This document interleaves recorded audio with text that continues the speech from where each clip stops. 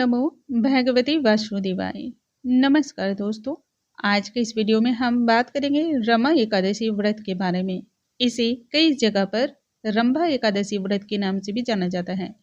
दीपावली से ठीक 4 दिन पहले इस एकादशी को हम सभी सेलिब्रेट करते हैं, एकादशी का व्रत करते हैं। साल 2023 में पड़ने वाली रमा एकादशी का व्रत कौन सी तिथि को रखा जाएगा, 8 नवंबर या फिर 9 नवंबर को। इसके साथ ही पूजा की विधि क्या होगी, पूजा का मुहूर्त क्या होगा, पारण का शुभ समय क्या होगा, क्यों यह विशेष है और इस एकादशी को खासकर किन लोगों को करना चाहिए, इस एकादशी से जुड़ी हुई कथा भी सुनेंगे।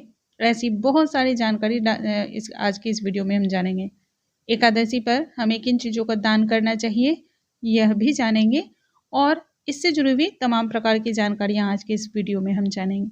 आइए वीडियो को हम स्टार्ट करते हैं। नमस्कार दोस्तों, कैसे हैं आप सभी। उम्मीद करती हूँ आप सभी स्वस्थ होंगे, सुरक्षित होंगे और आप सभी के उत्तम भविष्य की कामना करते हुए आज का ये वीडियो स्टार्ट करती हूँ। आज बात करेंगे हम रमा एकादशी व्रत के बारे में, जिसे कि रंभा एकादशी के नाम से भी जाना जाता है। यह एकादशी सारे पुण्य कर्म को प्राप्त करने के लिए सर्वोत्तम माना जाता है। भगवान विष्णु का सबसे ज्यादा प्रिय एकादशी माना जाता है। जो भी व्यक्ति सच्चे मन से, सच्ची श्रद्धा से एकादशी के इस व्रत का पालन करते हैं, माना जाता है उसे भगवान श्री हरि के चरणों में जगह की प्राप्ति होती है। वैकुंठ धाम में उसे जगह प्राप्त होता है। ऐसी मान्यता भी है कि इस व्रत को करने से सभी प्रकार के पाप समस्याओं से भी छुटकारा प्राप्त होता है। यदि गौ हत्या जैसे भी या फिर ब्रह्म हत्या जैसे जघन्य अपराध भी आपके हाथों हुआ है, तो भी इस एकादशी के व्रत से आपको उन पापों से भी मुक्ति प्राप्त होती है। माता लक्ष्मी को कई जगह हम सभी जानते हैं, उन्हें रमा नाम से भी जाना जाता है। इसलिए इस एकादशी का नाम रमा एकादशी है। कहा जाता है महालक्ष्मी की पूजा अर्चना के लिए भी इस एकादशी का व्रत किया जाता है। कार्तिक मास के कृष्ण पक्ष की एकादशी को ही हम सभी रमा एकादशी के नाम से जानते हैं। जो भी भक्त इस एकादशी का पालन करता है, एकादशी के व्रत को करता है, उसे धन धान्य सुख संपदा की कभी भी कोई कमी नहीं होती है। एकादशी का यह व्रत देव उठनी एकादशी से पूर्व आता है और दीपावली से ठीक 4 दिन पहले मनाया जाता है। इस दिन भगवान श्री हरि माँ लक्ष्मी की विशेष तौर पर पूजा अर्चना की जाती है। साल 2023 में इस एकादशी का शुभ जो समय है, शुभ जो दिन है, वह 9 नवंबर है। यानी कि 9 नवंबर को ही हम सभी को व्रत रखना है।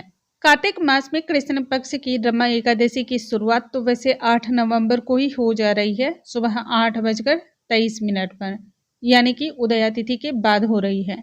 इसी के लिए 9 नवंबर को हम सभी को व्रत रखना है, क्योंकि इस दिन सुबह 10:41 पर इसका समापन होगा। उदया तिथि के अनुसार ही हम सभी को व्रत रखना चाहिए और व्रत का पालन भी करना चाहिए। हिंदू धर्म में उदया तिथि का मान दिया जाता है, इसी के लिए यह बहुत ही विशेष जानकारी है। इस व्रत को करने से ब्रह्म हत्या जैसे कई जघन्य अपराध भी नष्ट हो जाते हैं। जो भी पाप आपसे हुए हैं, उन सभी पापों का नाश होता है। अब जान लेते हैं इस एकादशी पर पूजा का शुभ मुहूर्त और व्रत का पारण का सही समय वगैरह क्या रहेगा, क्योंकि एकादशी के व्रत में पारण का शुभ समय बहुत ही ज्यादा जरूरी होता है और शुभ मुहूर्त में की गई पूजा अत्यधिक लाभ को देने वाली होती है। रमा एकादशी व्रत पूजा के लिए शुभ मुहूर्त 9 नवंबर को दिन गुरुवार हो रहा है, जो कि इस दिन अपने आप में ही बहुत ही शुभ है। इस दिन भगवान विष्णु की विधिवत तौर तरीके से पूजा अर्चना भी की जाती है। अब ऐसे में इसी दिन यदि भगवान विष्णु की पूजा है, इस दिन भगवान विष्णु का आप व्रत रखते हैं तो और भी ज्यादा शुभ है। जो पूजा का शुभ मुहूर्त है वह सुबह 6:39 से लेकर के सुबह 8 बजे तक का है। वहीं रमा एकादशी के व्रत का जब आप पारण करेंगे तब भी आपको समय का बहुत ज़्यादा ध्यान रखने की ज़रूरत है। व्रत का पारण 10 नवंबर को हम करेंगे, दिन शुक्रवार, सुबह 6:39 से लेकर के सुबह 8:50 के बीच में हम व्रत का पारण करेंगे। व्रत के पारण को करते समय भी हमें कुछ बातों का ध्यान रखना है कि व्रत का पारण हम किन चीज़ों से कर रहे हैं। यदि आप सभी भी एकादशी का व्रत रखते हों तब यह पारण के नियम को भी जानना उतना ही ज़्यादा जरूरी है। व्रत के पारण में आप चरणामृत, पंचामृत, तुलसी दल या आप चाहें तो गंगा जल, ऐसी चीज़ों से, कुशा के जल से भी आप व्रत का पारण कर सकते हैं। खासकर एकादशी के व्रत में यह बहुत ही ज़्यादा जरूरी हो जाता है। अब जान लेते हैं पूजा की विधि क्या होगी। प्रातःकाल स्नान आदि से निवृत्त हो जाना है। साफ और स्वच्छ वस्त्र धारण करें। हल्के पीले रंग के वस्त्र धारण करें या फिर नारंगी केसरिया रंग के वस्त्र आप धारण करें। उसके बाद भगवान विष्णु और माँ लक्ष्मी के समक्ष एक दीपक प्रज्वलित करें। वहीं पर आपको सबसे पहले संकल्प लेना है व्रत का, क्योंकि पूजा में यदि आपने संकल्प नहीं लिया है तो उससे मिलने वाले फल भी आपको प्राप्त नहीं होंगे, इसलिए यह गलती बिल्कुल ना करें। बिना संकल्प के की गई पूजा बिल्कुल अधूरी होती है, पूरा फल आपको कभी प्राप्त नहीं होता है। संकल्प लेने के बाद पंचोपचार विधि के द्वारा भगवान श्री हरि और माँ लक्ष्मी की पूजा अर्चना करें। उन्हें स्नान कराएं। धूप, दीप, तिलक, अष्टगंध, चंदन वगैरह आप उन्हें समर्पित करें।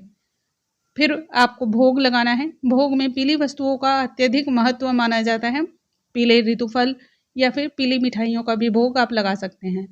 भोग जिस भी चीज़ का लगाएं, लेकिन उसमें तुलसी दल अवश्य डालें। बिना तुलसी दल के की गई पूजा स्वीकार नहीं होती है। व्रत की पूर्णता के लिए व्रत की कथा का श्रवण उतना ही ज़्यादा जरूरी है, तभी आपको व्रत का पूर्ण लाभ मिलता है। इसलिए सभी पूजा की प्रक्रिया को जब आप पूर्ण कर लें तब व्रत की कथा जरूर सुने। व्रत की कथा को सुनते समय हाथों में पीले पुष्प या फिर पीले अक्षत रखना चाहिए। जब व्रत की कथा समाप्त हो जाए तभी यह हाथों के पुष्प या अक्षत भगवान श्री हरि के चरणों में छोड़ देना चाहिए। अंत में आरती करें और फिर क्षमा याचना करें। अब बात करते हैं पारण वाले दिन की। जब पारण का दिन आए तो पारण करने से पूर्व दान देना चाहिए। इस व्रत को पूर्ण तभी माना जाता है जब आप दान देते हैं। इसमें सुयोग्य ब्राह्मण को दान दिया जाता है। साथ ही जरूरतमंद जो भी व्यक्ति है उन्हें अन्न का दान विशेष तौर पर दिया जाता है, ताकि आपको संपूर्ण लाभ की प्राप्ति हो। वैसे भी कार्तिक का मास है। कार्तिक मास में जिसने भी अन्न का दान दिया है या फिर जिस व्यक्ति ने वस्त्र का दान दिया है, माना जाता है जन्मों जन्म के उसके पाप नष्ट हो जाते हैं। और इसके साथ ही यदि जाने अनजाने में भी उसके हाथों से कोई गलत कार्य हुआ है जिससे वह अनभिज्ञ हो या फिर वह जानता भी हो, फिर भी तमाम प्रकार के उन पापों से, उन गलतियों से भी उसे मुक्ति मिलती है। व्रत वाले दिन संपूर्ण श्रद्धा भाव से भगवान श्री हरि के नामों का जाप करना चाहिए। विष्णु सहस्त्र नाम का पाठ करें। ललिता सहस्त्र नाम का पाठ अत्यधिक लाभप्रद होता है। ऐसे अनेक प्रकार के कार्य हैं जो आप मानसिक तौर पे कर सकते हैं। उम्मीद है आज का ये वीडियो आप सभी को यूजफुल लगा होगा, आप सभी के बहुत काम आएगा। यदि वीडियो थोड़ा सा भी हेल्पफुल लगता हो तो वीडियो को लाइक शेयर करना बिल्कुल ना भूलें। अगले वीडियो में हम नई जानकारी के साथ फिर से मिलेंगे। तब तक के लिए नमस्कार दोस्तों।